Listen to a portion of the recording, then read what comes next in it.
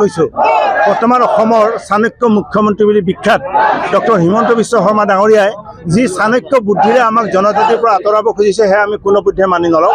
ইতিমধ্যে আপোনালোকে তাৰ প্ৰতিফলন দেখিছে।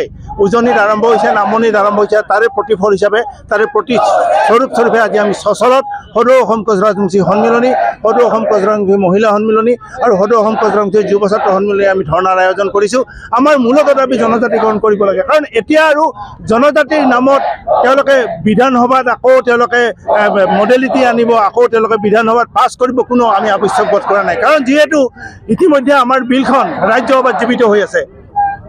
কাৰণ কোচ ৰাজবংশী ইতিমধ্যে 1996 চনত জনজাতিকৰণ পাইছিলে। পোৱাৰ পিছত আমাৰ আকৌ কা আন্দোলনৰ সময়ত তেওঁলোকে বুদ্ধি কৰি পেলাই আমাৰ 6 জনগোষ্ঠীৰ বিলখন তেওঁলোকে লোকসভাত পাছ কৰি পেলাই ৰাজ্যসভাত জীৱিত কৰি থৈ দিলে। তেওঁলোকে জীৱিত আমাক তেতিয়া তেওঁলোকে কা আন্দোলনৰ সময়তে তেওঁলোকে জনজাতি কৰিম বুলি কৈছিলে। এতিয়া আকৌ ইলেকশ্যন আহি আছে, বিধানসভাৰ সমাগত 2026 ইলেকশ্যন আহিছে।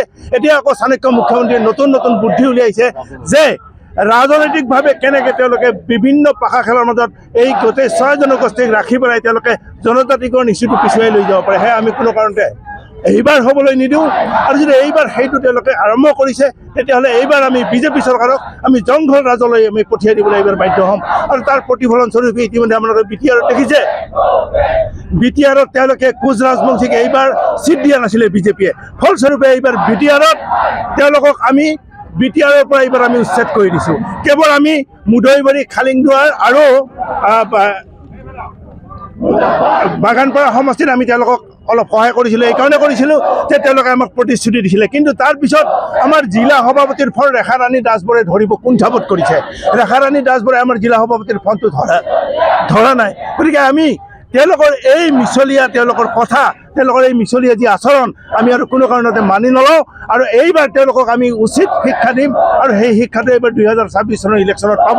কাৰণ 2014 চনত নৰেন্দ্ৰ মোদী ডাঙৰীয়াই কৈছিলে যে মই যদি শাসনত আহোঁ, প্যাৰে ভাইও বেহেনো 6 মাহৰ ভিতৰত আপোনালোকক জনজাতিকৰণ দিম। কিন্তু 10 বছৰ উকলি গৈ 15 বছৰ তেওঁলোকে ভৰি দিলে। প্যাৰী ভাইও বেহেনো তেওঁলোকে পাহৰি গ'ল কোচ ৰাজবংশীক, যাৰ ফলত তেওঁলোকে এতিয়ালৈকে জনজাতিকৰণ কৰা নাই। আৰু আমাৰ মুখ্যমন্ত্ৰী খিলঞ্জীয়া প্ৰেমৰ নমুনা চাব।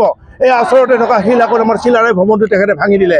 তেখেতে 2022 চনৰ 1 মাৰ্চত মৌখিকভাৱে কৈছিলে যে 6 মাহৰ ভিতৰত আপোনালোকক মাটি আৰু গৃহৰ আমি আবণ্টন দিম। কিন্তু আজি 3 বছৰ পাৰ হৈ গ'ল, তেওঁ না মাটি দিলে না টকা দিলে। আনকি কোচ ৰাজবংশী সন্মিলনীক তেওঁ সাক্ষাৎ দিবলৈ তেওঁ অপাৰক।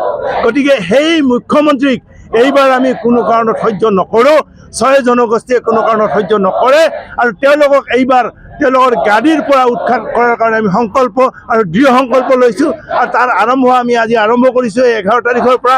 আৰু পৰ্যায়ক্ৰমে এই আন্দোলন এক বিস্তাৰিত ৰূপত কোচ ৰাজবংশী সন্মিলনী, কোচ ৰাজবংশী জনগোষ্ঠীয়ে লৈ যাব।